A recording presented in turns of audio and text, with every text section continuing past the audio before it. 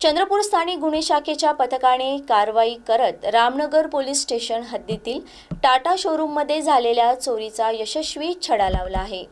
गुप्त बातमीदार आणि तांत्रिक विश्लेषणाच्या आधारे पोलिसांनी आरोपीला ताब्यात घेऊन त्याच्याकडून रोकड व गुन्ह्यात वापरलेली महागडी कार असा एकूण 20,57,000चा मुद्देमाल जप्त केला आहे।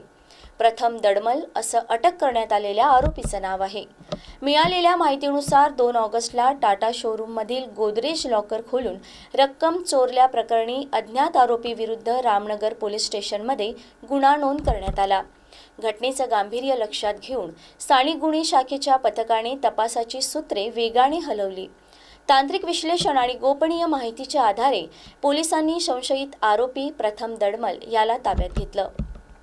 त्याची सखोल चौकशी केली असता त्याने गुन्ह्याची कबुली दिली। पोलिसांनी आरोपीकडून चोरीतील 57,000 रोख आणि गुन्ह्यासाठी वापरलेली 20 लाख रुपये किमतीची टाटा हॉरियर कार असा एकूण 20,57,000चा मुद्देमाल जप्त केला। या प्रकरणी आरोपीला पुढील तपासासाठी रामनगर पोलिसांच्या स्वाधीन करण्यात आलं। सदर कारवाई स्थानिक गुन्हे शाखेच्या पथकाने केली।